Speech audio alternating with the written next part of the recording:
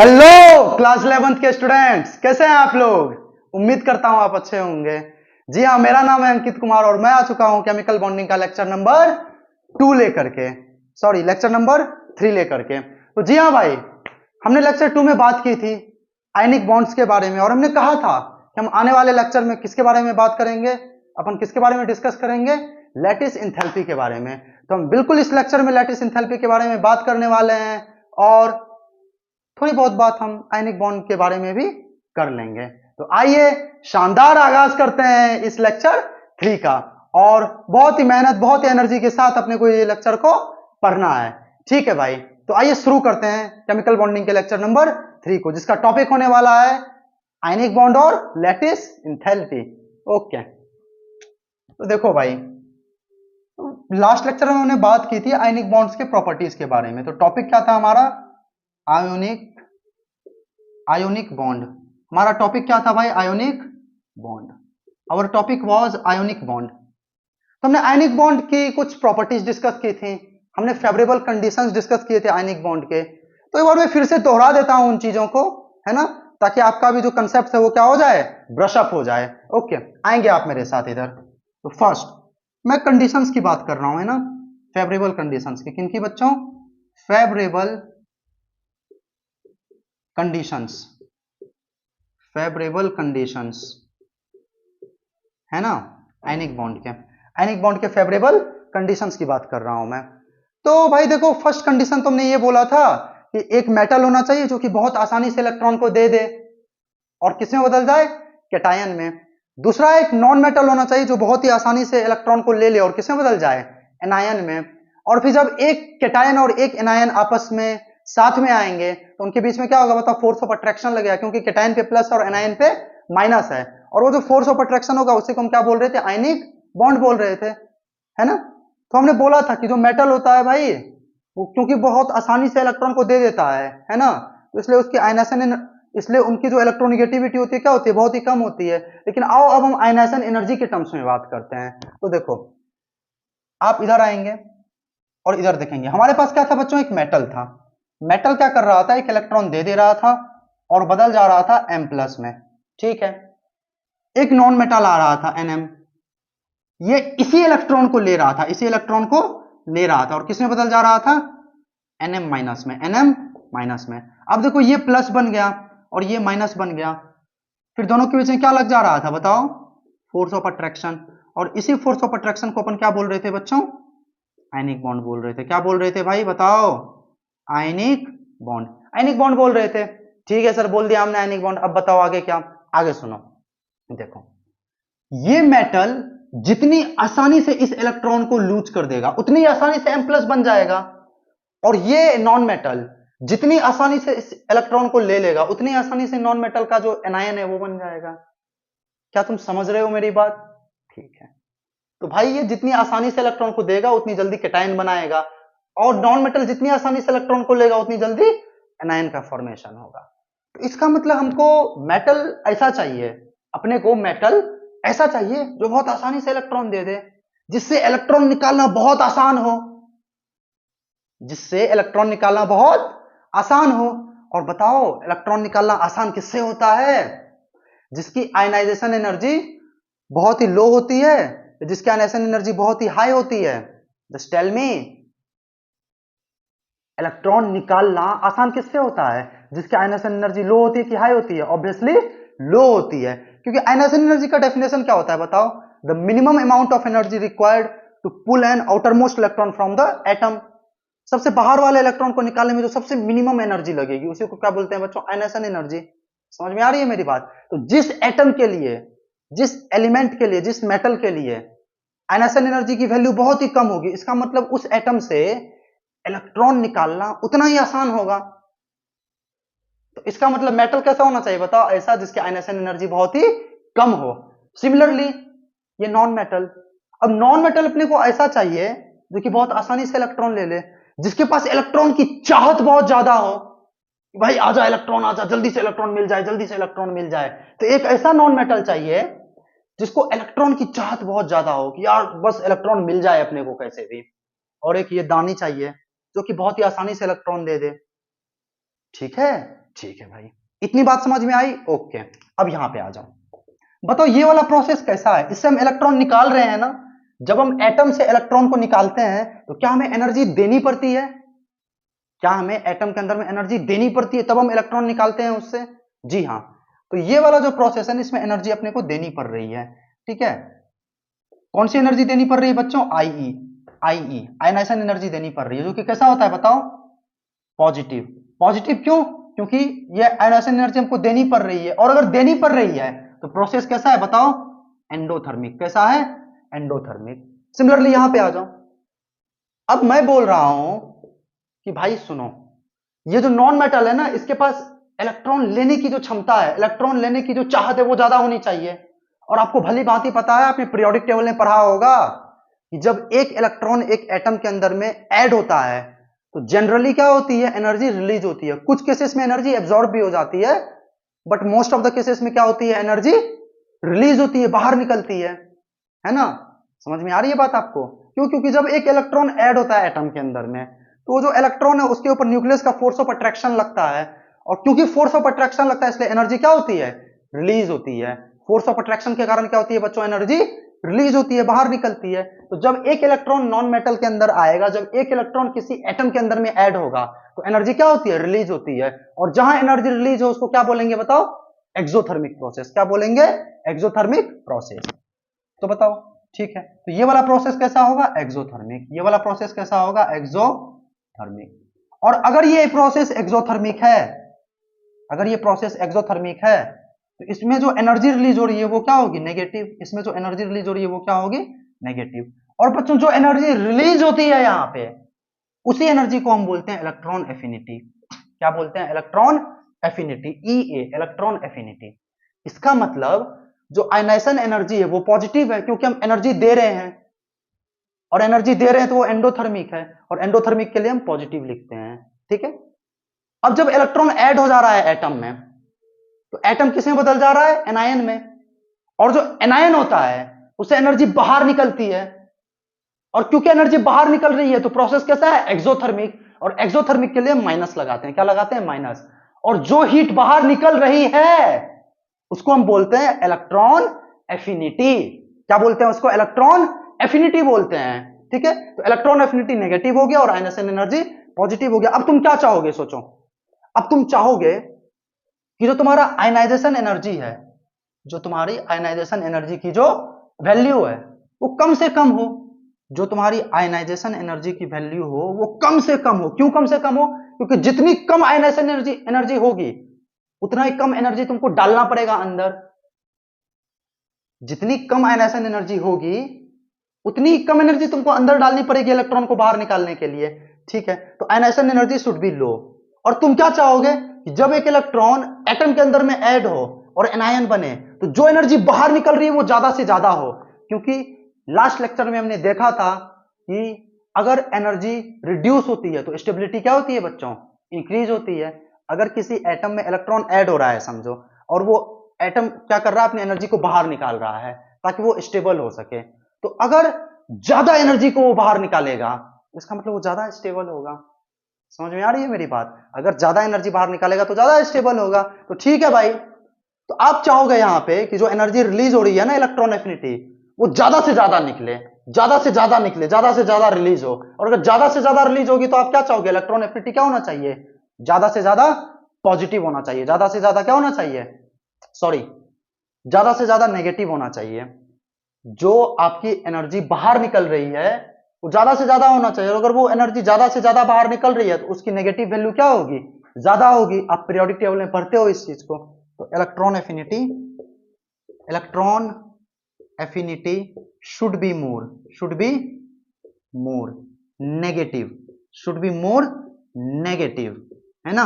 आप ऐसा चाहोगे कि जो इलेक्ट्रॉन एफिनिटी है, किसकी इलेक्ट्रॉन एफिनिटी? जो इलेक्ट्रॉन को ऐड कर रहा है, जो इलेक्ट्रॉन को ऐड कर रहा है उसकी इलेक्ट्रॉन एफिनिटी ज्यादा से ज्यादा नेगेटिव हो। वो ज्यादा से ज्यादा एनर्जी को बाहर निकाल दे इलेक्ट्रॉन को ऐड करने के बाद, वो ज्यादा से ज्यादा एनर्जी को बाहर निकाल दे, रिलीज कर दे इलेक्ट्रॉन के ऐड होने के बाद, ताकि वो ज्यादा स्टेबल हो सके। तो आप चाहोगे भाई इलेक्ट्रॉन एफिनिटी ज्यादा नेगेटिव होनी चाहिए। और जो आयनाइजेशन एनर्जी है it should be less, it should be less, it should be less positive, it should be less positive, ताकि जो इलेक्ट्रॉन निकालना हो वो आसान हो जाए। लेस पॉजिटिव अगर होगा, आयनाइजेशन एनर्जी की वैल्यू अगर कम होगी, लेस होगी, तो इलेक्ट्रॉन निकालना आसान होगा, तो इलेक्ट्रॉन तुरंत निकल गया। ठीक है, और अगर ई की वैल्यू ज्यादा नेगेटिव होगी तो इलेक्ट्रॉन को जुड़ने के बाद जो नॉन मेटल बनेगा वो ज्यादा स्टेबल होगा, क्योंकि ज्यादा एनर्जी आपकी बाहर निकल चुकी है। समझ में आ रही है आपको मेरी बात? ठीक है भाई, तो इसी बात को हमने कहा था पिछले वीडियो लेक्चर में कि जो आयनाइजेशन एनर्जी है ना वो कम से कम होनी चाहिए। इसका मतलब जो इलेक्ट्रॉन डोनेट करने की क्षमता है वो ज्यादा होनी चाहिए, है ना, क्योंकि आयनाइजेशन एनर्जी कम होगी तो इलेक्ट्रॉन जल्दी बाहर निकलेगा, है ना। तो कैपेसिटी, कैपेसिटी या टेंडेंसी बोल दो इसको, of donating electron, of donating electron should be more, should be what बच्चा? मोर, शुड बी मोर, है ना। जो कैपेसिटी है इलेक्ट्रॉन को डोनेट करने की वो ज्यादा होनी चाहिए। और ये ज्यादा नेगेटिव होने का मतलब क्या है? इसका मतलब क्या है, ये बोलना क्या चाह रहा है? इसका मतलब ये है कैपेसिटी ऑफ एक्सेप्टिंग इलेक्ट्रॉन या gaining electron, gaining electron should be more, should be what? More, है ना। तो ये देखो वही बात है जो हमने पिछले लेक्चर में किया था, बट हमने दूसरे शब्दों में इस वाले बात को कहा, है ना। तो ये क्या थे? फेवरेबल कंडीशन थे। और तीसरा फेवरेबल कंडीशन क्या था, जो कि आपको पता है वाली बात ही, लैटिस एनर्जी ज्यादा से ज्यादा होनी चाहिए। अगर किसी आयनिक बॉन्ड का फॉर्मेशन हो रहा है, अगर कोई आयनिक कंपाउंड बन रहा है, तो लैटिस एनर्जी क्या होनी चाहिए बच्चों? ज्यादा से ज्यादा होनी चाहिए, तभी जाकर के हमारा जो आयनिक कंपाउंड बन रहा है वो मोर स्टेबल होगा। तो तीन फेवरेबल कंडीशंस थे, पहला, दूसरा और तीसरा क्या था? लैटिस एनर्जी शुड बी मोर, ठीक है ना। तो ये फर्स्ट था, ये सेकेंड था, और थर्ड क्या था? Lattice energy, LE should be more, should be मोर, ठीक है ना, लैटिस एनर्जी शुड बी मोर। तो आप इस चीज को नोट करेंगे, वीडियो पॉज करेंगे, मैं कुछ देर रुक जाता हूं, चलिए।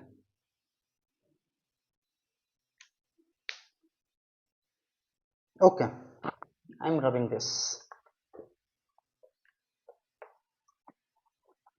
देखो भाई, ये बात तो हमने कर ली, ये बात कर ली हमने, ठीक है।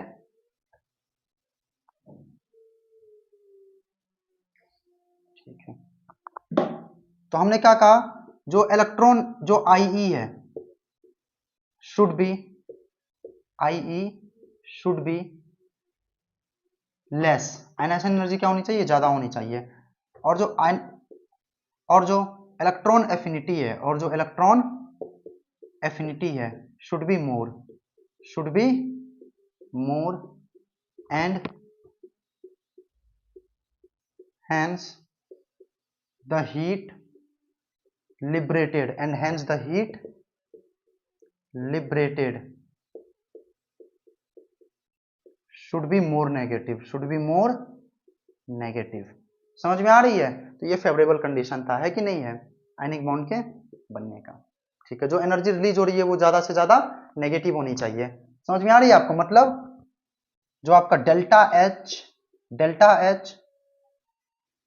Eg है, डेल्टा एच Eg बच्चों देखो, जो इलेक्ट्रॉन एफिनिटी होता है ना, उसी को दूसरे शब्दों में क्या बोलते हैं? Delta H Eg।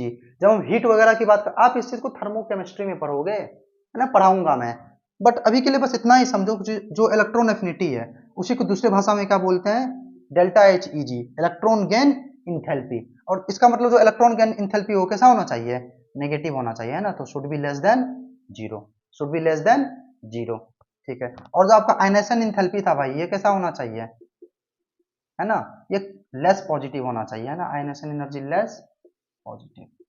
मतलब ग्रेटर देन जीरो तो होगा ही, लेकिन बहुत ज्यादा ग्रेटर देन जीरो नहीं होगा, ठीक है, थोड़ा सा ही ग्रेटर देन जीरो होना चाहिए। और ये तो लेस देन जीरो होना चाहिए, delta H G. Electron gain enthalpy, ये क्या है? इलेक्ट्रॉन गेन इंथैल्पी, ये आपका नेगेटिव होना चाहिए, ठीक है ना। इलेक्ट्रॉन गेन इंथैल्पी नेगेटिव होना चाहिए, मतलब ये क्या होना चाहिए? ज्यादा होना चाहिए। तो एक ही बात है दोनों, है ना, दोनों क्या है? एक ही बात है। ये शुड बी मोर बोल दो, या delta H should be, delta H Eg should be less than negative बोल दो, एक ही बात है, ठीक है। चलो,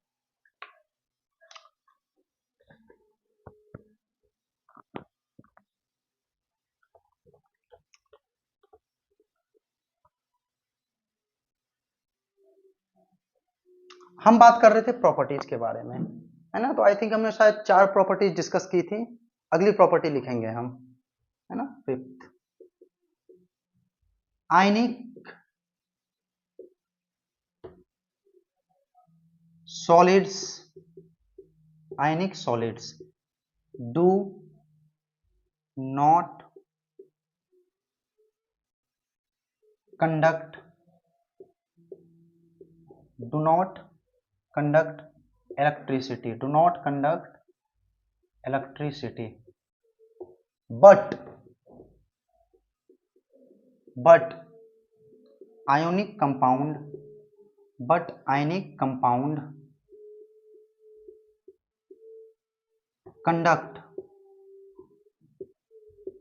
conduct electricity, conduct electricity in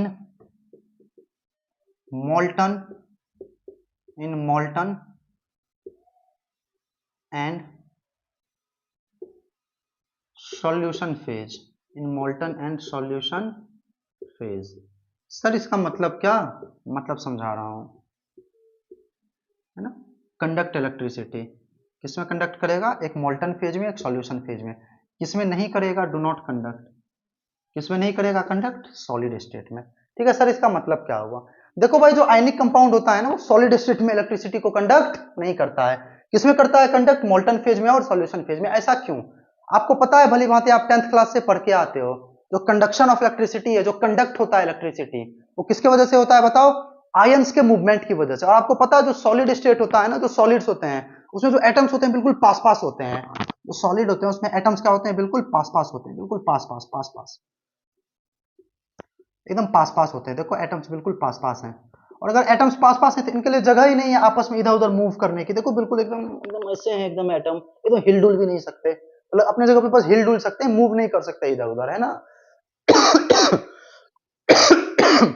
sorry, देखेंगे तो जो एटम है सॉलिड स्टेट में, वो क्या है बच्चों, बिल्कुल क्लोजली पैक है, बिल्कुल हर तरफ से पैक है, चारों बगल से, अगर दाएं से बाएं से, ऊपर से नीचे से, आगे से पीछे से, हर जगह से क्या है, अच्छे से, अच्छे तरीके से एकदम क्लोजली पैक है।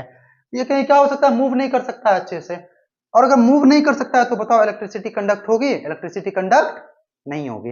लेकिन जो आयनिक कंपाउंड को जब तुम मेल्ट कर देते हो, जब तुम क्या कर देते हो, मेल्ट कर देते हो, तो आयनिक कंपाउंड क्या होता है ना बच्चों, आयंस में टूट जाते हैं। क्योंकि आयनिक कंपाउंड बना ही किससे होता है, आयन से, एक कैटायन से, एक एनायन से। तो जब तुम उसको मेल्ट करते हो तो कैटायन अलग हो जाता है, एनायन अलग हो जाता है, और अब दोनों वो फ्री हैं।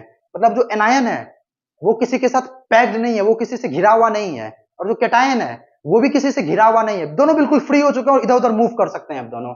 ठीक है ना। और अगर मूव कर सकते हैं तो बताओ इलेक्ट्रिसिटी कंडक्ट होगी कि नहीं होगी, बिल्कुल होगी। क्यों, क्योंकि अब उनमें मूवमेंट आ गया। सिमिलरली अगर तुम उसको सॉल्यूशन फेज बना देते हो, मतलब अगर तुम किसी आयनिक कंपाउंड का सॉल्यूशन बना दिए, जैसे NaCl लिया, NaCl क्या है, आयनिक कंपाउंड है, पानी में घोल दिया, सॉल्यूशन बन गया।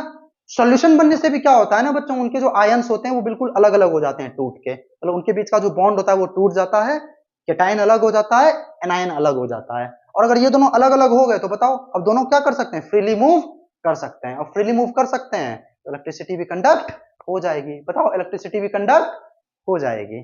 ठीक है, क्या हो रहा है बताओ, जो NaCl है, Na+Cl-, ये आयनिक बॉन्ड है। जब तुम इसको पानी में डालोगे, सॉल्यूशन बना रहे हैं, मान लो पानी में ही बना रहे हैं सॉल्यूशन, ठीक है ना, तो ये क्या होता है, ये बॉन्ड ऐसे एकदम बिल्कुल टूट जाता है, और ये किसमें बदल जाता है, Na+ में और Cl- में, aqueous.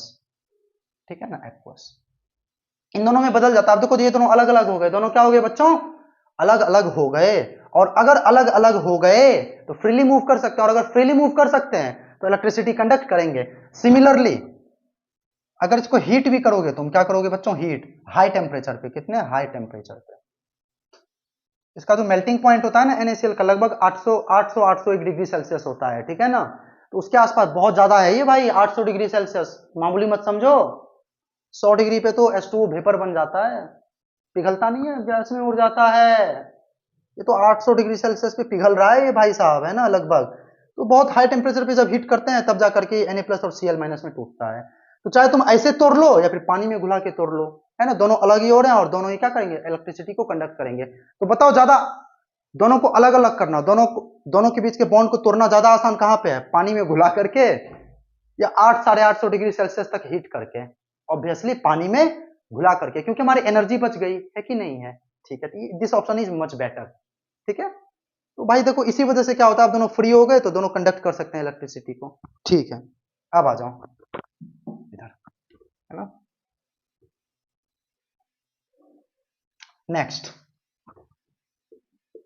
Next ionic compounds don't show isomerism. Ionic compounds don't show isomerism, rather, अच्छा क्यों नहीं करते हैं, मैं इस पे बाद में आऊंगा क्या शो करते हैं, लेकिन आइसोमेरिज्म क्यों नहीं शो करते हैं बताओ। क्योंकि हमने लास्ट क्लास में पढ़ा था कि जो आयनिक कंपाउंड हैं वो कैसे होते हैं बच्चों, जो आयनिक बॉन्ड होता है वो नॉन डायरेक्शनल इन नेचर होता है, मतलब हर डायरेक्शन से फोर्स ऑफ अट्रैक्शन लगता है। मतलब अगर एक केटायन है यहाँ पे और मान लो इधर से एक एनायन है, इधर से एनायन है ना, तो अगर यहाँ पे एक एनायन है तो इस एनायन और इस केटायन के बीच में इस डायरेक्शन में भी फोर्स ऑफ अट्रैक्शन लगेगा। अगर मान लो ये केटायन यहाँ ना होकर के यहाँ पे हो जाए तो इधर से भी फोर्स ऑफ अट्रैक्शन लगेगा। अच्छा मान लो अगर यहाँ पे हो गया एनायन तब तो इधर से भी फोर्स ऑफ अट्रैक्शन लगेगा। अच्छा यहाँ पे हो गया सर, अब क्या करोगे, इधर से भी लगेगा, यहाँ पे हो गया तो इस डायरेक्शन में भी लगेगा फोर्स ऑफ अट्रैक्शन। अच्छा अगर यहाँ पे हो गया तब भी, यहाँ पे हो गया तब भी, तो देखो हर डायरेक्शन से फोर्स ऑफ अट्रैक्शन लग रहा है, कोई एक डायरेक्शन फिक्स नहीं है फोर्स ऑफ अट्रैक्शन का। और फोर्स ऑफ अट्रैक्शन क्या होता है, बेसिकली बॉन्ड होता है। तो बॉन्ड के बनने की जो डायरेक्शन है वो फिक्स नहीं है ना, किसी भी डायरेक्शन से बॉन्ड बन सकता है, देखो इधर से इधर से इधर से इधर से लल्लू कुछ भी तो किधर से भी क्या हो सकता है भाई, बॉन्ड बन सकता है। और अगर बॉन्ड किधर से भी बन सकता है, किसी भी डायरेक्शन से बन सकता है, तो क्या डायरेक्शन फिक्स हुई बॉन्ड बनने की, नहीं, डायरेक्शन फिक्स नहीं हुई, तो नॉन डायरेक्शनल है। और अगर ये नॉन डायरेक्शनल है आयनिक बॉन्ड का नेचर, तो इसकी कोई ज्योमेट्री भी नहीं होगी, क्योंकि ज्योमेट्री क्या होती है, फिक्स होती है, ज्योमेट्री एक फिक्स डायरेक्शन में होती है। लेकिन अगर इसके पास कोई डायरेक्शन ही नहीं है तो भाई इसकी कोई फिक्स ज्योमेट्री नहीं है। और अगर इसकी फिक्स ज्योमेट्री नहीं है, अगर इसकी फिक्स ज्योमेट्री नहीं है तो ये आइसोमेरिज्म भी शो नहीं करेगा, क्योंकि आइसोमेरिज्म वैसे ही कंपाउंड शो करते हैं जिनके पास एक फिक्स ज्योमेट्री होती है। समझ में आ रही है आपको मेरी बात, है ना। तो इनके पास तो भाई इनका कोई ज्योमेट्री ही नहीं है, और अगर ज्योमेट्री नहीं है इनका, अगर इनका ज्योमेट्री नहीं है तो ये आइसोमेरिज्म शो नहीं करेगा, है ना। Do not show isomerism because it is non directional in nature, because it is non directional in nature. ये नॉन डायरेक्शनल होते हैं नेचर में, है ना, नॉन डायरेक्शनल इन नेचर। और अगर ये नेचर में नॉन डायरेक्शनल है तो इनकी कोई फिक्स ज्योमेट्री नहीं होगी, और अगर फिक्स ज्योमेट्री नहीं है तो आइसोमेरिज्म शो नहीं करेगा, डोंट शो आइसोमेरिज्म। तो क्या शो करेगा, क्या शो करेगा sir, it will show polymorphism and isomorphism. Sir ये क्या हो गया, तुमने तो कभी नाम ही ना सुना इसका, तो भाई सुन लोगे, आई विल टेल यू, बताऊंगा, सबर तो करो। अरे सबर का फल मीठा होता है, पता है ना, सबर करो थोड़ा, है ना। I will tell you, I will tell you क्या होता है नहीं होता है। तो देखो भाई आइसोमेरिज्म तो शो नहीं करेगा, तो क्या शो करेगा, पॉलीमॉर्फिज्म और आइसोमॉर्फिज्म। तो it will show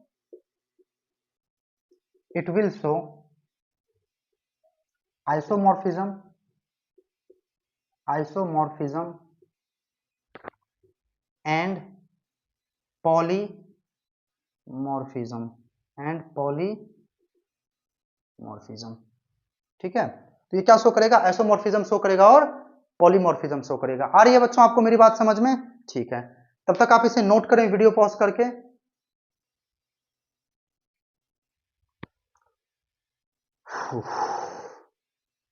okay, thank you. मैं इस चीज को रब कर रहा हूं, है ना। तो भाई अब हम पढ़ने वाले हैं आइसोमॉर्फिज्म और पॉलीमॉर्फिज्म। बहुत बेचैनी हो रही थी ना तुम्हें आइसोमॉर्फिज्म पॉलीमॉर्फिज्म जानने की, तो लो पढ़ा रहा हूं मैं, बाद में बोलना मत सर बहुत पढ़ाते हो आप, है ना। देखो भाई पढ़ना तो है ना, अगर कुछ अच्छा करना है तो करना ही पड़ेगा, है कि नहीं है, मान रहे हो ना बात को मेरी, ठीक है। बताओ पानी पीना है, पानी मैं पी रहा हूँ, प्यास लग जाती है यार पढ़ाते पढ़ाते, क्या करें।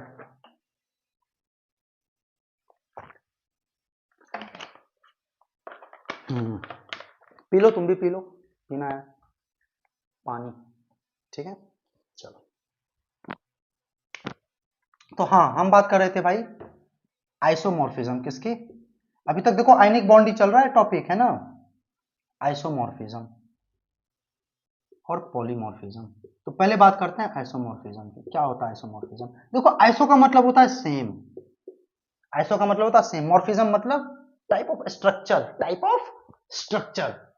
तो जब एक से ज्यादा आयनिक कंपाउंड्स के, फिर ऐसे बोल दो जब एक से ज्यादा सब्सटेंस के सेम स्ट्रक्चर ही होते हैं, तो बच्चों हम बोलते हैं कि ये सारे जो कंपाउंड्स हैं ना, ये आपस में आइसोमॉर्फ्स हैं, आइसोमॉर्फ्स हैं। और ये जो फिनोमिना है इसको बोलते हैं आइसोमॉर्फिज्म, आइसोमॉर्फिज्म, है ना। तो क्या है ये बताओ? When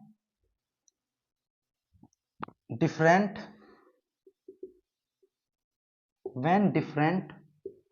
ionic when different ionic solids show same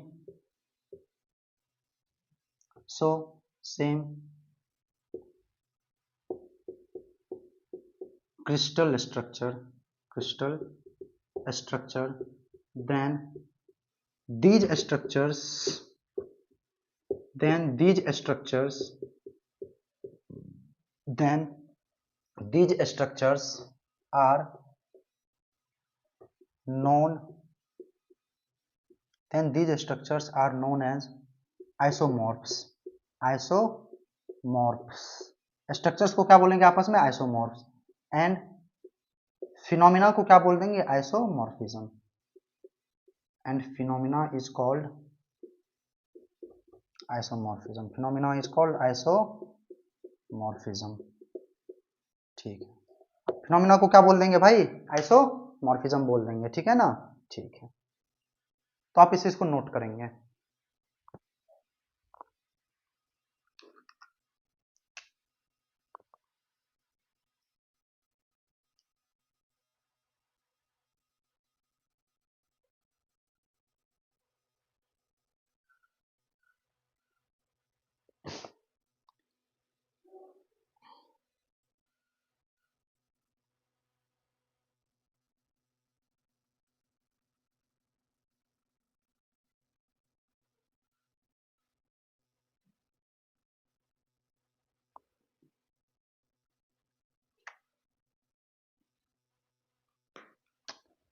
okay, I am going to rub this.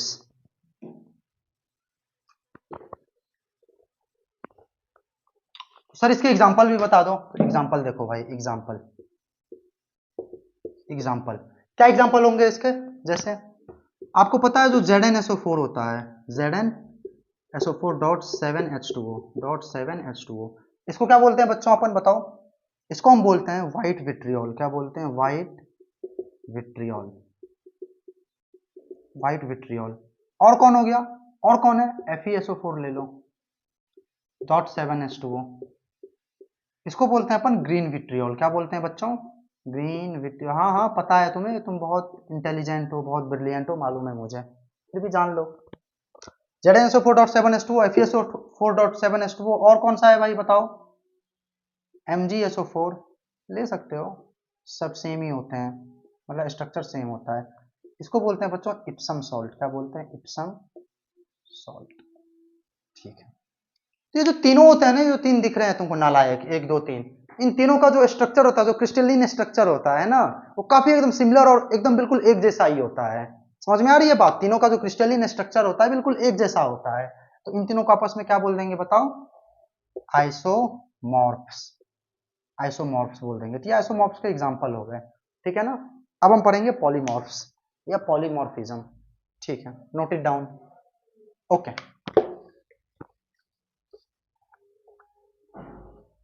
अब हम पढ़ेंगे पॉलीमॉर्फिज्म। पॉलीमॉर्फिज्म,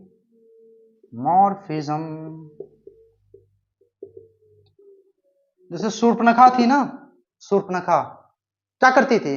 कभी रानी बन गई, कभी राक्षसी बन गई, कभी ये बन गई, कभी वो बन गई। एक ही आदमी अलग अलग रूप में जा रहा है, कभी इधर जा रहा है, कभी उधर जा रहा है, कभी ये बन के जा रहा है, कभी वो बन के जा रहा है, ठीक है।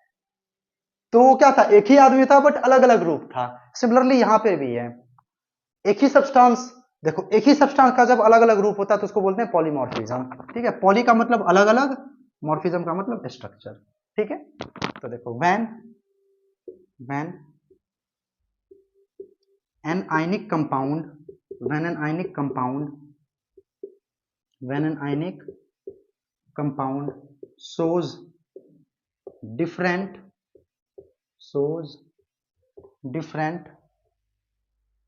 crystalline structure,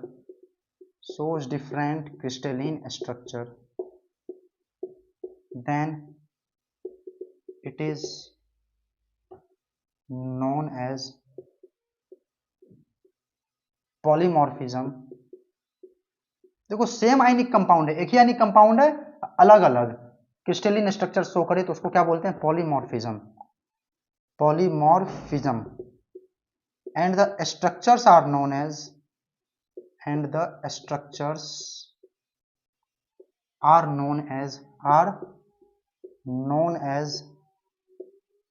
polymorphs. ठीक है, तो स्ट्रक्चर को क्या बोल देते हैं भाई? पॉलीमॉर्फ्स। और जो फिनोमिना है उसको क्या बोल देंगे? पॉलीमॉर्फिज्म। ठीक है, एग्जांपल क्या है भाई? What is the example? क्या है एग्जांपल? बता दो, क्या एग्जांपल पता है? नहीं पता है? इधर देखो ना, इधर उधर क्या देख रहे हो? मैसेज देख रहे हैं, मैसेज सर, मैसेज देख रहे हैं, मैसेज आ गया। अरे मैसेज बाद में देखना, इधर देख ले। समझ में आ रही है बात? मैसेज तो आते जाते रहेंगे, है ना, ये ज्यादा इंपॉर्टेंट है। इधर देखो, चलो तो देखो इसका एग्जांपल क्या है। जैसे हम ले लें, जैसे बताओ क्या, CaCO3, क्या बोलते हैं इसको? 10th क्लास से पढ़ के आते हो तुम, कैल्शियम कार्बोनेट। कैल्शियम कार्बोनेट बोलते हैं। तो बच्चों ये जो कैल्शियम कार्बोनेट है ना, ये दो फॉर्म में अपने को नेचर में मिलता है। हमारा जो नेचर है ना, उसमें हमको दो फॉर्म में मिलता है। एक फॉर्म होता है एरागोनाइट, एरा सर कैसा नाम है? नाम है, क्या कर सकते हैं भाई, है ना, नाम ही है, क्या कर सकते हैं। एक है एरागोनाइट और दूसरा क्या है बताओ? कैल्साइट, है ना। तो ये दोनों अलग अलग स्ट्रक्चर होते हैं, टू डिफरेंट क्रिस्टलाइन स्ट्रक्चर, है ना। ये दोनों अलग अलग स्ट्रक्चर हैं, है ना। वैसे ज्यादा स्टेबल अगर बोला जाए ना, तो कैल्साइट वाला जो फॉर्म होता है ना, वो ज्यादा स्टेबल होता है। तो CaCO3 का कैल्साइट वाला फॉर्म है बच्चों, ये ज्यादा स्टेबल होता है नेचर में in comparison to aragonite. But अगर टेम्परेचर और प्रेशर वगैरह में अगर वेरिएशन अपन करें ना, तो ये दोनों एक दूसरे में बदल भी सकते हैं। खैर वो हमारी डिस्कशन का टॉपिक नहीं है। हमें तो ये पढ़ना है कि जो CaCO3 है दो फॉर्म में एग्जिस्ट करता है, एक एरागोनाइट एक कैल्साइट। दोनों के जो क्रिस्टलिन स्ट्रक्चर होते हैं अलग अलग होते हैं। इन दोनों को आपस में क्या बोलेंगे बताओ? आइसोमॉर्फ्स सॉरी, पॉलीमॉर्फ्स बोलेंगे। क्या बोलेंगे? पॉलीमॉर्फ्स। ठीक है ना। और ये जो फिनोमिना इसको क्या बोल देंगे? पॉलीमॉर्फिज्म। समझ में आई बात? ठीक है, ठीक है, मैं रब कर रहा हूं इस चीज को भाई। ओके,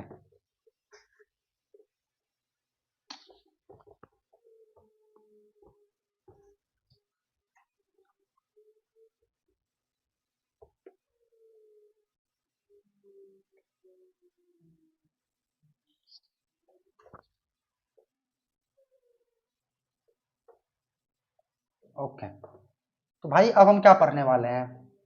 अब हम क्या पढ़ने वाले हैं? अब हम पढ़ने वाले हैं वैलेंसी। अब हम पढ़ने वाले हैं वैलेंसी। सर ये तो हमें आता है, हम बुर्बक थोड़ी ना हैं। क्या हमें बेवकूफ समझ रखा है क्या? नहीं नहीं, मुझे पता है, मुझे पता है तुम होशियार हो। पढ़ लेते हैं फिर भी थोड़ी बहुत चीजें, है ना, थोड़ी बहुत चीजें। वैसे तो मुझे पता है कि तुम्हें ये चीज आती होगी, बट फिर भी पढ़ लेते हैं। चलो आ जाओ।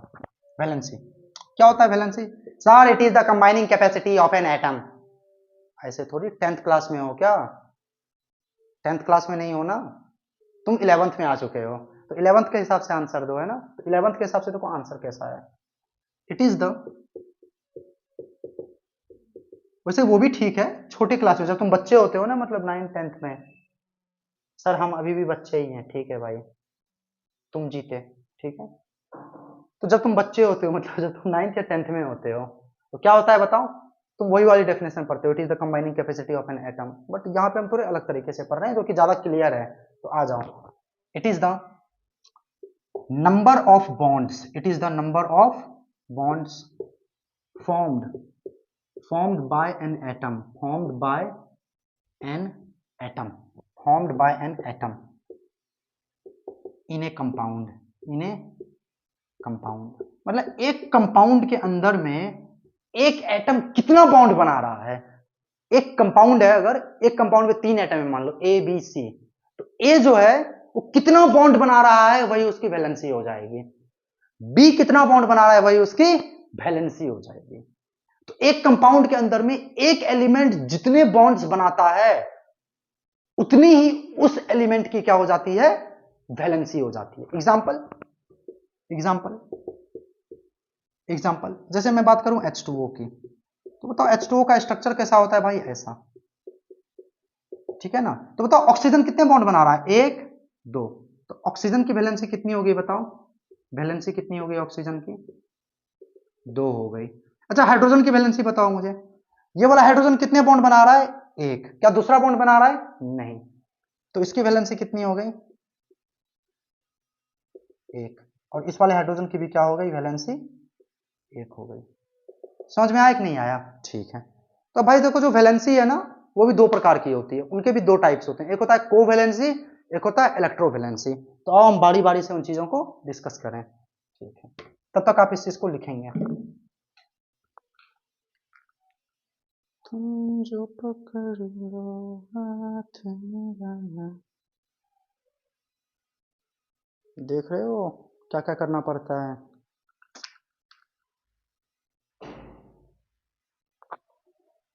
चलो रब करें, रब करते हैं।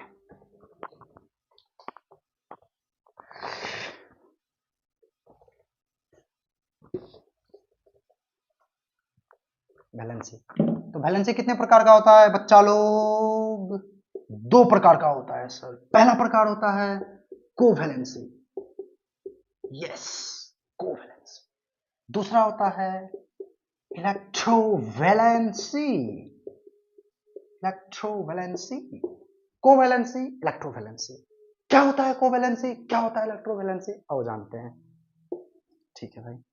तो देखो नाम से ही पता चल रहा है को, क्या तुमने को वाला वर्ड सुनाया हुआ, मतलब सुना सुना हुआ लग रहा है क्या, कोवेलेंट याद आया, कोवेलेंट में को आता है।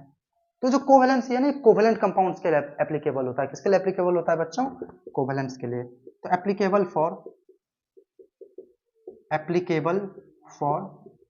Covalent compounds, applicable for covalent compounds, ठीक है।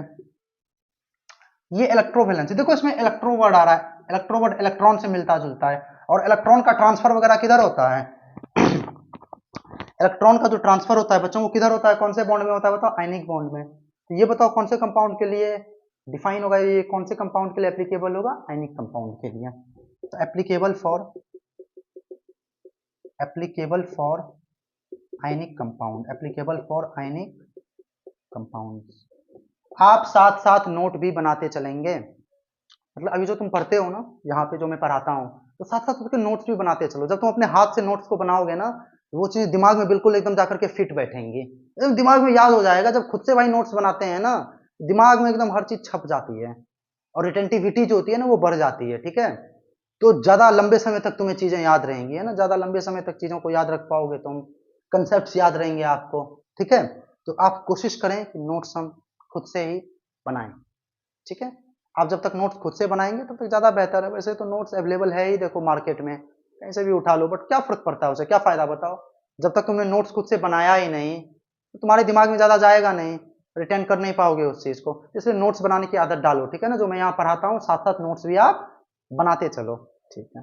लिखने का टाइम तो देता ही हूँ मैं, ठीक है। कोवेलेंसी इलेक्ट्रोवेलेंसी हो गया भाई। अच्छा ये कोवेलेंट के लिए एप्लीकेबल है, ये आयनिक के लिए एप्लीकेबल है, ठीक है। इसको कैसे डिफाइन करेंगे, इट इज द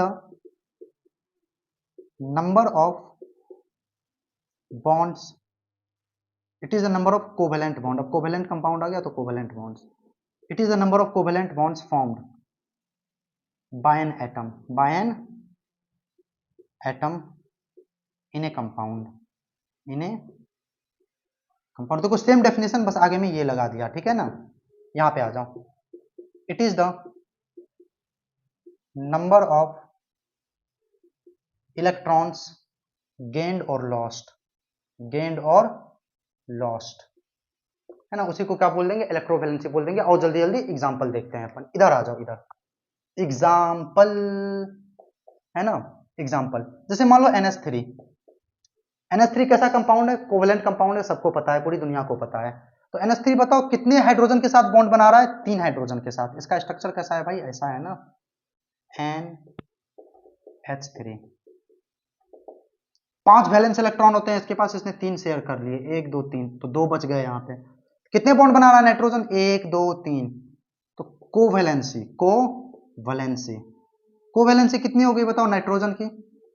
नाइट्रोजन की हो गई 3। अच्छा हाइड्रोजन की कितनी हो गई? हाइड्रोजन कितने बॉन्ड बना रहा है? 1।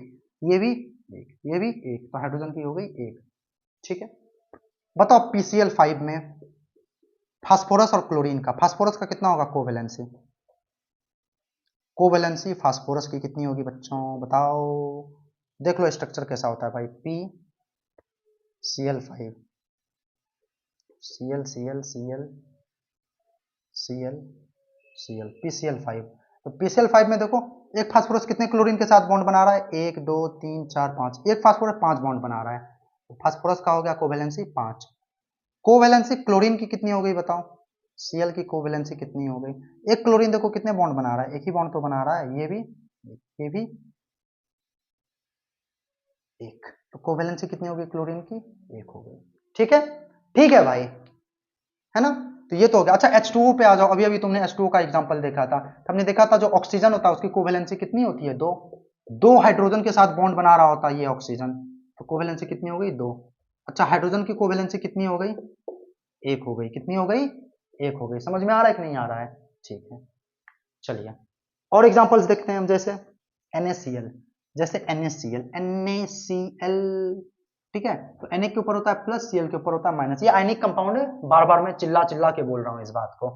तो अगर ये आयनिक कंपाउंड है तो बताओ सोडियम की इलेक्ट्रोवैलेंसी कितनी होगी? क्यों इलेक्ट्रोवैलेंसी? क्योंकि आयनिक कंपाउंड है। आयनिक कंपाउंड के लिए हम क्या डिफाइन करते हैं बताओ? इलेक्ट्रोवैलेंसी। देखो लिखा है, तो बताओ सोडियम की इलेक्ट्रोवैलेंसी कितनी है भाई? तो सर सोडियम ने कितने इलेक्ट्रॉन लूज किए हैं बताओ? 1 इलेक्ट्रॉन लूज किया है, तभी तो इसके ऊपर +1 चार्ज आया है, तो इसकी इलेक्ट्रोवैलेंसी हो गई 1। इसकी इलेक्ट्रोवैलेंसी कितनी होगी? इसकी भी 1, क्योंकि इस क्लोरीन ने भी 1 इलेक्ट्रॉन को एक्सेप्ट किया है। ठीक है, मैं अगर बात करूं MgCl2 की, MgCl2 है ना, तो इस मैग्नीशियम के ऊपर होता है चार्ज +2, क्लोरीन के ऊपर होता है -1। एक क्लोरीन के ऊपर होता है -1, तो 2 क्लोरीन के ऊपर -2। ठीक है, तो इलेक्ट्रोवैलेंसी, इलेक्ट्रोवैलेंसी किसकी? Mg की कितनी होगी बताओ? Mg की इलेक्ट्रोवैलेंसी कितनी होगी? 2, क्योंकि इसने 2 इलेक्ट्रॉन लूज किए हैं, तभी तो इसके ऊपर +2 चार्ज आ रहा है ना, बताओ, तो 2। अच्छा Cl की इलेक्ट्रोवैलेंसी कितनी होगी बताओ? Electro, I am going to rub this, electrovalency of Cl। यहां पे बताओ Cl की इलेक्ट्रोवैलेंसी कितनी होगी? इसकी Cl की, इसकी इलेक्ट्रोवैलेंसी हो जाएगी 1, है ना। कैसे? देखो ऐसा हो रहा है ना, जो मैग्नीशियम है वो 2 इलेक्ट्रॉन लूज कर रहा है, प्लस Mg2+ में बदल जा रहा है।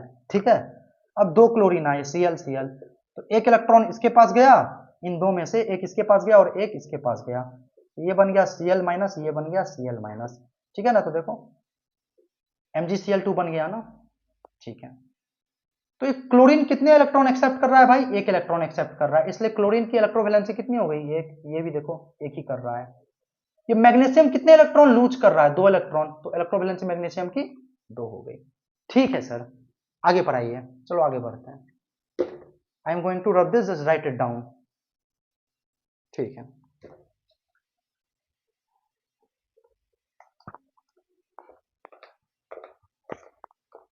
अब हम पढ़ेंगे लैटिस इंथैल्पी के बारे में, लैटिस एनर्जी के बारे में, है ना। लैटिस एनर्जी, तो क्या होता है लैटिस एनर्जी? सुनो, the topic is lattice energy. Lattice energy क्या होता है? लैटिस एनर्जी सुनो भाई, तो डेफिनेशन मैंने लेक्चर 2 में आपको बताया था लैटिस एनर्जी का, बट अपन एक बार डेफिनेशन फिर से देखेंगे यहाँ पे। तो what is this? It is the energy released, it is the energy released. तो बताओ अगर एनर्जी रिलीज हो रही है तो प्रोसेस कैसा होगा? एक्सो की एंडो, एक्सोथर्मिक। कैसा? एक्सोथर्मिक। तो it is the energy released when 1 mole of ionic compound, when 1 mole of ionic compound when 1 mole of ionic compound is formed जब आयनिक कंपाउंड का कितना मोल बने बच्चा लोग 1 मोल बने। देखो आयनिक बनना चाहिए, ये नहीं कि कोवेलेंट कंपाउंड बना दिया तुमने, कोवेलेंट नहीं, कैसा आयनिक। तो जब आयनिक कंपाउंड का 1 मोल बने तो उससे जितनी एनर्जी रिलीज होती है उसी को आयनिक, उसी को लैटिस एनर्जी बोलते हैं, ठीक है ना। It is the energy release when 1 mole of ionic compound is formed by its constituent. एक एक शब्द का इंपॉर्टेंस है मेरे भाई, एक एक शब्दों का इंपॉर्टेंस है। आपके साथ बहुत ही बुरा किया जा सकता है एग्जाम में अगर आपने इन शब्दों पे ध्यान नहीं दिया, तो आप फंस सकते हैं, आप क्वेश्चन में फंस सकते हैं। अगर आपने इन शब्दों पे ध्यान नहीं दिया तो शब्दों पे ध्यान देंगे आप, है ना। तो it is the energy release when 1 mole of ionic compound is found by its constituent gaseous ions. जी हाँ, ये भी इंपॉर्टेंट है। वो आयनिक कंपाउंड, ये जो आयनिक कंपाउंड है आपका आयनिक कंपाउंड, ये जिस आयन से बन रहा है उस आयन का स्टेट कैसा होना चाहिए, गैसियस। वो आयन्स कैसे होने चाहिए, गैसियस। रिमेंबर इट, बहुत इंपॉर्टेंट है भाई, बहुत इंपॉर्टेंट है ना। खेला हो सकता है आपके साथ अगर आपने इस गैसियस आयन्स को ध्यान में नहीं रखा तो, ठीक है ना। ठीक है, तो हम क्या बात कर रहे हैं, मान लो एक X प्लस है, एक कैटायन आया, ठीक है, और एक एनायन आया Y माइनस। ये भी गैसियस फॉर्म में, ये भी गैसियस फॉर्म में है ना। अच्छा, इन दोनों के कितने, देखो 1 मोल तो आयनिक कंपाउंड बनना चाहिए, जो तो इन दोनों से क्या बन जाएगा बताओ, XY। अभी जो XY बन रहा है ना, ये 1 मोल बनना चाहिए। कितना मोल, 1 मोल। ये कितने भी मोल हो सकते हैं, जो आयंस है ना इसके, जो X प्लस है Y माइनस है, इनको कितने भी मोल रहने दो, मेरे को कोई फर्क नहीं पड़ता है। ये 2 मोल रहे, 5 मोल रहे, डजंट मैटर, जाने दो यार, हटाओ। ये 1 मोल बनना चाहिए, ठीक है, ये 1 मोल। तो 1 मोल बनने में जितनी एनर्जी रिलीज होगी उसी को बोलेंगे लैटिस एनर्जी, ठीक है। तो यहाँ पे जो एनर्जी रिलीज हो रही है, जो एनर्जी रिलीज हो रही है, इसी को क्या बोलेंगे, लैटिस एनर्जी, एलई, लैटिस एनर्जी, है ना। तो बताओ कैसा प्रोसेस है ये लैटिस एनर्जी की, फिर साइन यहाँ पे क्या होगी बताओ, पॉजिटिव की नेगेटिव। अब देखो एक्सोथर्मिक प्रोसेस है ना, और मैंने भी आपको बताया था एक्सोथर्मिक प्रोसेस में जब हीट एनर्जी बाहर निकलती है कैसा साइन लगाते हैं, माइनस। तो साइन कैसा होगा, नेगेटिव। कैसा होगा, नेगेटिव। अच्छा, मान लो कोई बच्चा ऐसे भी तो बोल सकता है कि सर अगर ये आयनिक कंपाउंड, ये X प्लस वाई माइनस, ये कैसा आयनिक कंपाउंड है, आयनिक, ठीक है। अगर मैं इस आयनिक कंपाउंड को तोड़ दूं, कैसे तोड़ेंगे, इनके बीच में जो बॉन्ड है, इन बॉन्ड को तोड़ना है। और अगर मैं बॉन्ड को तोड़ दूं तो बॉन्ड को तोड़ने में भी एनर्जी जाएगी। तो क्या मैं उस एनर्जी को भी आयनिक, क्या मैं उस एनर्जी को भी लैटिस एनर्जी बोल सकता हूं, बिल्कुल बोल सकते हो तुम। तो इसका दूसरा डेफिनेशन देखो, और ठीक है, it is the energy required, ठीक है, it is the energy required to break, it is the energy required to break. क्या ब्रेक करना है बताते हैं।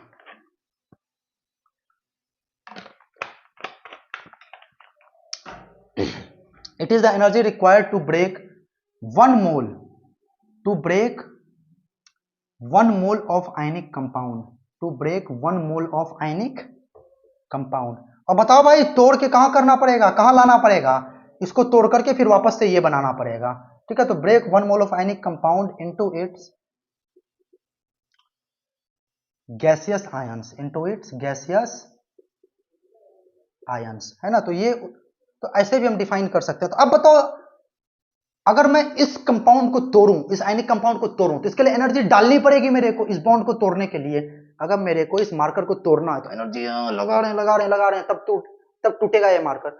सिमिलरली अगर इस बॉन्ड को तोड़ना है तो एनर्जी डालनी पड़ेगी अंदर, और अगर एनर्जी अंदर डाल रहे हैं तो प्रोसेस कैसा है बताओ, एंडोथर्मिक। प्रोसेस कैसा है, एंडोथर्मिक है, ठीक है। तो देख लो, मतलब X प्लस वाई माइनस मेरे पास कोई आयनिक कंपाउंड है, कितने, क्या है बच्चों, आयनिक कंपाउंड है। और ये कितना मोल ले रखा है मैंने, 1 मोल, याद रखना भाई, बहुत इंपॉर्टेंट है। अब इसको तोड़ने में कुछ एनर्जी जाएगी, मैंने कुछ एनर्जी लगा दी, मैंने कुछ एनर्जी लगा दी, है ना, इसमें कुछ एनर्जी डाल दी मैंने। तो क्या होगा, X प्लस अलग हो जाएगा, इसके बीच का जो बॉन्ड था ये टूट जाएगा, ये बॉन्ड क्या होगा, टूट जाएगा, और X प्लस अलग हो जाएगा, ठीक है। ये जो बॉन्ड है ये टूटेगा और X प्लस अलग होगा और Y माइनस अलग होगा, ठीक है ना बच्चों। तो X plus will be separated out and Y minus will get separated out, है ना। तो X प्लस अलग हो जाएगा, Y माइनस अलग हो जाएगा, ठीक है, आई मेरी बात समझ में? ठीक है, और कैसे फॉर्म में लाना पड़ेगा इसको? गैसियस फॉर्म में, ये भी इंपॉर्टेंट है, याद रखना, ठीक है, वरना खेला हो जाएगा तुम्हारे साथ, ठीक है ना, तो याद रखना भाई। तो यहां पे बताओ जो एनर्जी लगी इसको भी लैटिस एनर्जी बोल सकते हैं क्या? बिल्कुल बोल सकते हैं sir, this is also lattice energy. तो बताओ लेकिन भाई यहाँ पे लैटिस एनर्जी का साइन कैसा होना चाहिए? पॉजिटिव की नेगेटिव? अब की पॉजिटिव, क्यों? क्योंकि इस बार हम एनर्जी को डाल रहे हैं, और अगर एनर्जी डाल रहे हैं तो प्रोसेस कैसा है? एंडोथर्मिक। अब प्रोसेस अगर एंडोथर्मिक है, प्रोसेस अगर एंडोथर्मिक है तो साइन कैसा आएगा? बताओ, अरे बताओ कहां हो, बताओ साइन कैसा होगा? पॉजिटिव होगा। साइन कैसा होगा भाई? पॉजिटिव होगा, ठीक है ना। यहाँ पे लैटिस एनर्जी का जो साइन है वो पॉजिटिव होगा। कैसा होगा? पॉजिटिव। तो यहां से क्या कंक्लूजन निकला? यहां से मैं तुमको क्या मैसेज देना चाह रहा हूं? ये मैसेज देना चाह रहा हूं जो लैटिस एनर्जी वो पॉजिटिव भी हो सकता है, नेगेटिव भी हो सकता है, डिपेंड करेगा कि हम किस तरफ से देख रहे हैं। अगर हम फॉरवर्ड डायरेक्शन में देख रहे हैं, इधर से देख रहे हैं, इधर से इधर देख रहे हैं तो नेगेटिव। लेकिन अगर रिवर्स डायरेक्शन में आ जाए, मतलब आयनिक कंपाउंड जो बन चुका है अगर उसको तोड़ने की बात की जाए तो पॉजिटिव होगा। मतलब अगर आयनिक कंपाउंड बन रहा है तो लैटिस एनर्जी नेगेटिव, लेकिन अगर आयनिक कंपाउंड तोड़ा जा रहा है, ब्रेक किया जा रहा है, आयनिक कंपाउंड तोड़ा जा रहा है तो lattice energy will B positive, ठीक है। मोस्ट इंपॉर्टेंट कंक्लूजन, यहां पे आप कंक्लूजन लिखेंगे। क्या है conclusion? Conclusion, lattice energy can be, ठीक है, कैन बी बोथ पॉजिटिव, ठीक है, एंड नेगेटिव। पॉजिटिव और नेगेटिव, पॉजिटिव और नेगेटिव। लैटिस एनर्जी कुछ भी हो सकता है, पॉजिटिव भी हो सकता है, नेगेटिव भी हो सकता है, ठीक है, डिपेंड करेगा आप कैसे देख रहे हो। ठीक है भाई, लिखेंगे आप इस चीज को।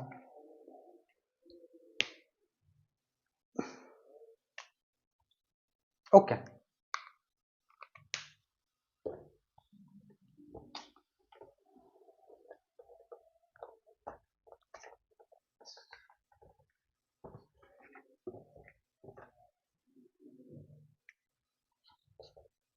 Okay.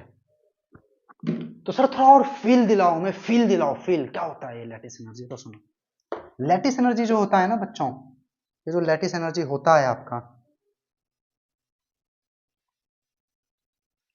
This is basically, this is basically nothing but like potential energy. और पोटेंशियल एनर्जी का फॉर्मूला होता है K Q1 into Q2 upon R. Sir ये फॉर्मूला क्या है? हम तो 10th क्लास में देखे ही नहीं थे ये फॉर्मूला। तो सुनो भाई, क्या है ये फॉर्मूला? जो Q1 है ना, ये एक चार्ज है, और Q2 भी एक चार्ज है, और Q1 और Q2 के बीच का जो डिस्टेंस है उसको R बोल दिया। ये Q1 एक चार्ज है, Q2 एक दूसरा चार्ज है, और इनके बीच का जो डिस्टेंस है इसको क्या बोल दिया? R। ये डिस्टेंस है, ये क्या है? डिस्टेंस। और ये R डिस्टेंस पे एक दूसरे से बैठे हुए हैं। तो इन दोनों के बीच में कुछ पोटेंशियल एनर्जी काम करेगा, ठीक है ना। और वो जो पोटेंशियल एनर्जी काम करेगा, जो पोटेंशियल एनर्जी स्टोर होगा, आएगा, उस पोटेंशियल एनर्जी का फॉर्मूला क्या है भाई? के Q1 Q2 अपॉन आर। समझ में आ रही है आपको मेरी बात? ठीक है, तो लैटिस एनर्जी का फॉर्मूला हो गया के Q1 Q2 अपॉन आर। तो बताओ लैटिस एनर्जी किसके डायरेक्टली प्रोपोर्शनल है? Q1 into Q2 K. तो lattice energy is directly proportional to Q1 into Q2। अच्छा बताओ इन्वर्सली प्रोपोर्शनल किसके है? तो it is inversely proportional to distance. भाई ये डिस्टेंस किसके किसके बीच में बताओ? Q1 और Q2 के बीच में। अच्छा, लैटिस एनर्जी की बात हम किस कंपाउंड के लिए करते थे? आयनिक कंपाउंड के लिए। और आयनिक कंपाउंड में जो क्या होता था? एक केटाइन होता था, एक एनायन। केटाइन के ऊपर प्लस चार्ज, एनायन के ऊपर माइनस चार्ज। तो बताओ हमारे पास जो दो चार्ज हैं, हमारे पास जो दो चार्ज हैं वो चार्ज कैसे हैं? एक पॉजिटिव है और दूसरा नेगेटिव है। मतलब एक पॉजिटिव चार्ज है। आयनिक कंपाउंड में क्या होता था भाई? एक पॉजिटिव रहता था, एक नेगेटिव रहता था, फोर्स ऑफ अट्रैक्शन लगता था। तो ये हो गया Q1 और ये हो गया Q2, है ना। ठीक है, तो क्या मैं ये बोल सकता हूं कि जो लैटिस एनर्जी है वो डायरेक्टली प्रोपोर्शनल होता है Q plus into Q minus के, क्योंकि एक केटाइन है एक एनायन है, और वो इन्वर्सली प्रोपोर्शनल होता है R के। और ये R क्या है? केटाइन और एनायन के बीच का डिस्टेंस। ये है आपका केटायन और ये है आपका एनायन। एनायन जनरली बड़ा होता है, ठीक है ना। तो हम क्या करते हैं, इनके बीच के डिस्टेंस को देखो कैसे डिफाइन करेंगे। इनके बीच के डिस्टेंस को कैसे नापेंगे? इसके सेंटर से इसके सेंटर तक का डिस्टेंस नापो। इसके सेंटर से इसके सेंटर तक का क्या नापो भाई? डिस्टेंस नापो, ठीक है ना। एक मिनट, ठीक है। This is anion and this is cation.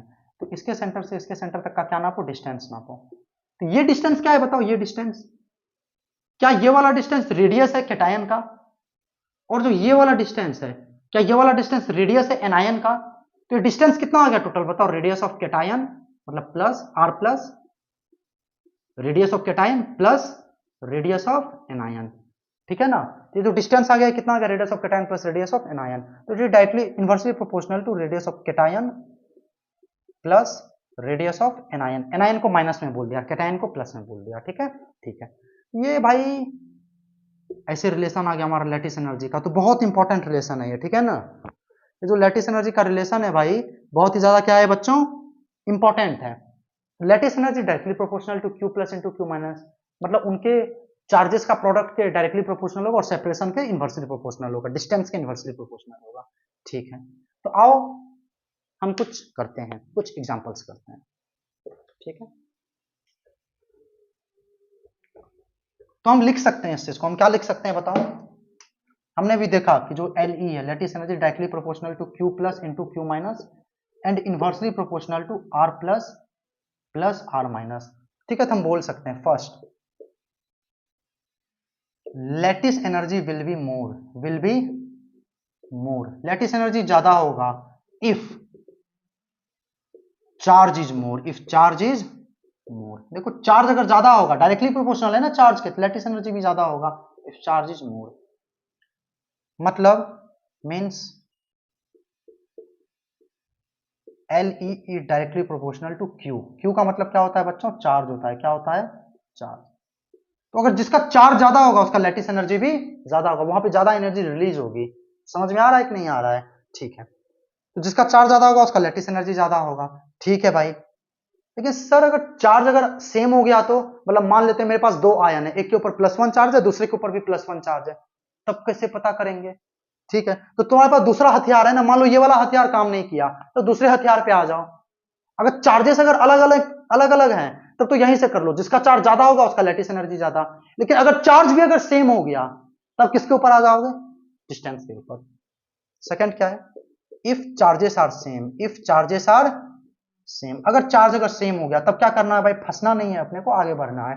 If charges are same then lattice energy is inversely proportional to distance.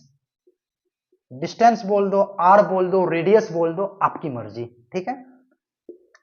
तो इसका मतलब डिस्टेंस बोल दो, साइज बोल दो भाई इस चीज को, चलो साइज बोल दो, ठीक है ना? साइज।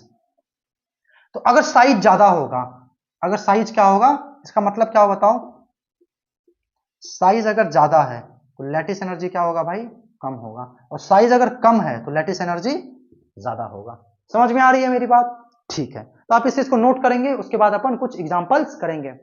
सो तो नहीं रहे हो? जग जाओ नालायकों, जगो, इधर आ जाओ, अरे आ जाओ, पढ़ना है भाई अपने को, सोना नहीं है, इधर आओ। चलो, इफ चार्जेस आर सेम, समझ में आ रही है बात मेरी? आ जाओ यार, इधर आ जाओ, पढ़ लो थोड़ा, ठीक है? Lattice energy will be more if charge is मोर, और चार्ज अगर सेम हो गया तो फिर ऐसे डिसाइड करेंगे साइज के हिसाब से, ठीक है? चलो अब हम इसको रब कर रहे हैं। तो एग्जाम्पल, अब कुछ एग्जाम्पल्स देखेंगे अपन, जैसे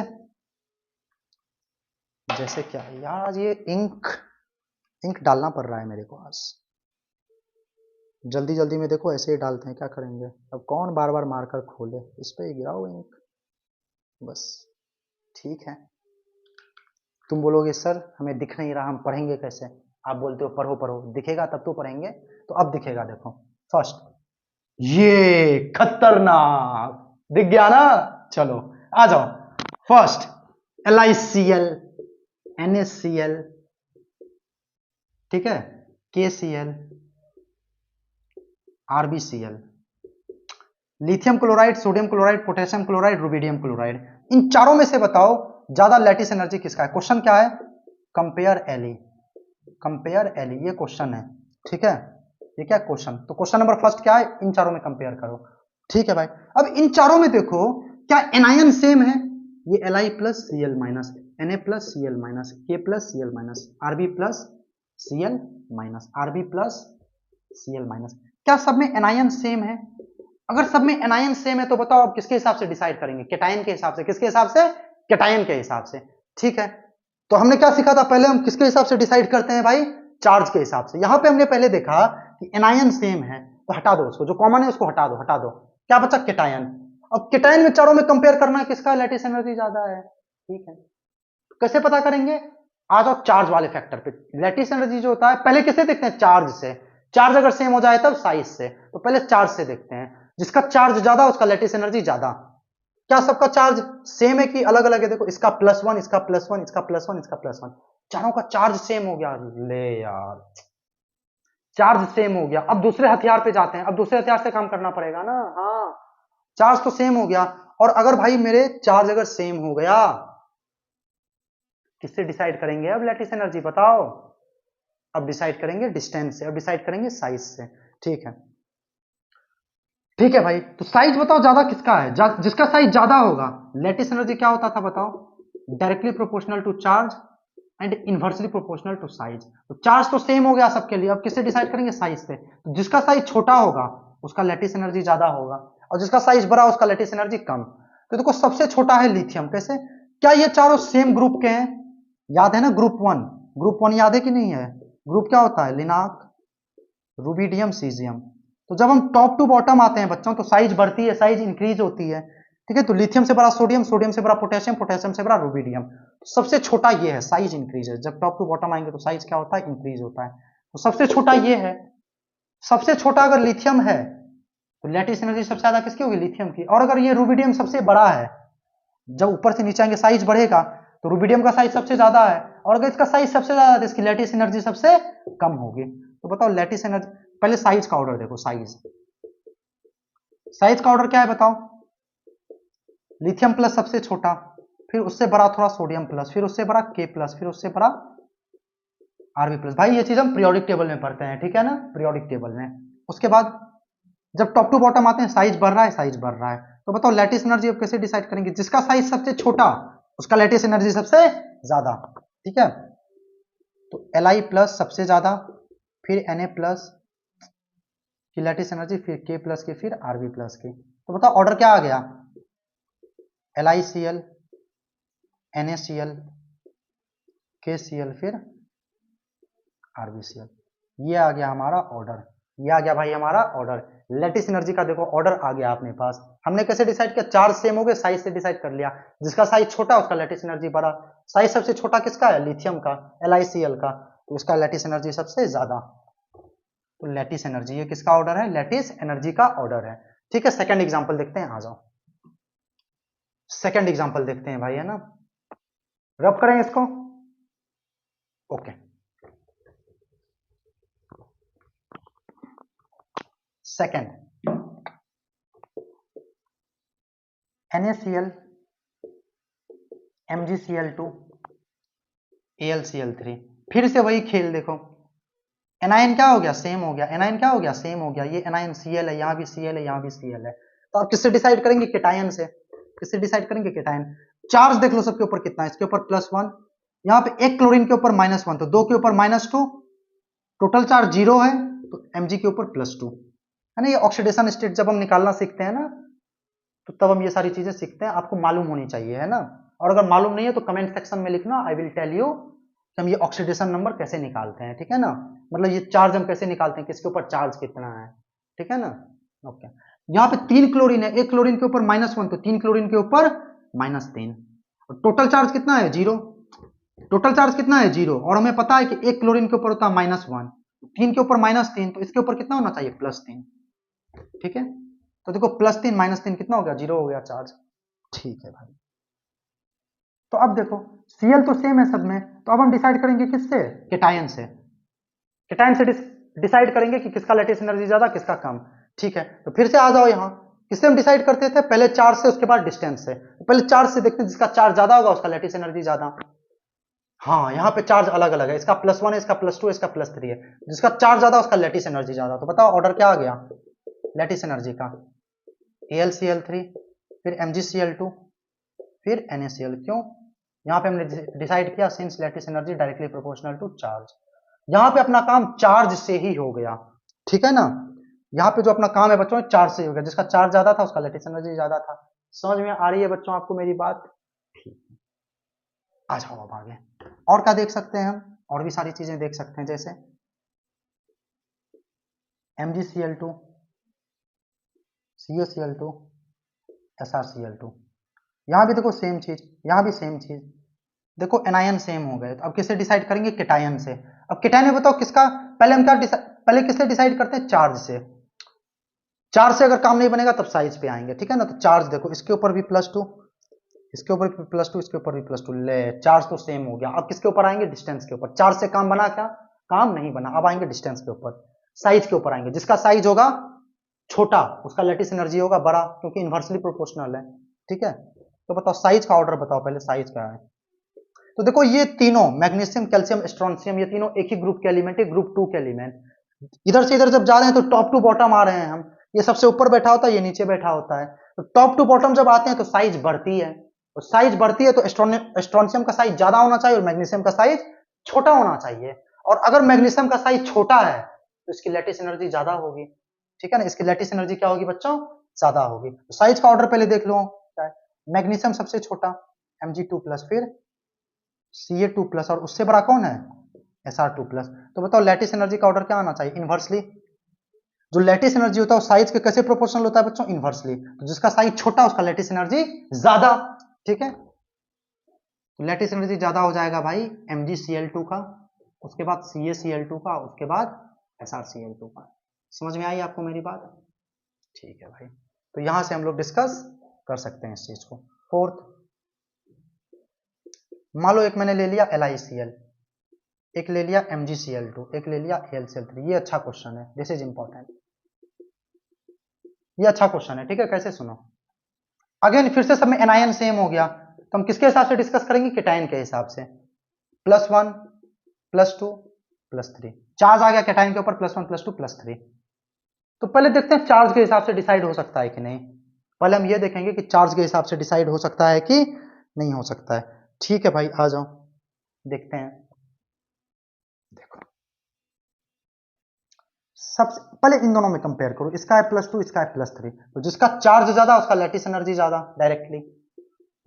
तो चार्ज ज्यादा है AlCl3 में, तो इसका मतलब AlCl3 का ज्यादा होना चाहिए किससे? MgCl2 से, ठीक है। तो AlCl3 should be greater than MgCl2। ये किसका ऑर्डर लिख रहा हूं मैं? लैटिस एनर्जी का, है ना।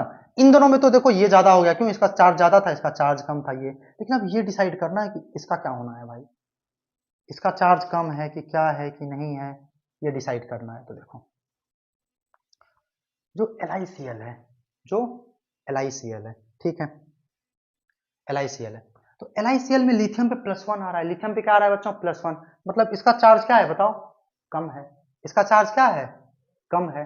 और अगर इसका चार्ज कम है, इसका चार्ज अगर कम है तो इसका लैटिस एनर्जी क्या होना चाहिए? इसका लैटिस एनर्जी भी कम होना चाहिए। लैटिस एनर्जी भी क्या होना चाहिए? कम होना चाहिए। LiCl, LiCl समझ में आ रहा है? तो यहाँ पे हमारा काम किससे बन गया? चार्ज से ही बन गया। अगर चार्ज से बन गया, चार्ज से कर लिया, सबसे ज्यादा चार्ज इसका तो सबसे ज्यादा लैटिस एनर्जी इसका, फिर इसका, फिर इसका। समझ में आई बात आपको भाई? ठीक है, ठीक है, मैं समझ गया इस बात को कि आपको बात समझ में आ गई, आपको बात समझ में आ गई, ठीक है। तो आप इस चीज को नोट डाउन करेंगे, तब तक मैं रब करता हूं। ओके,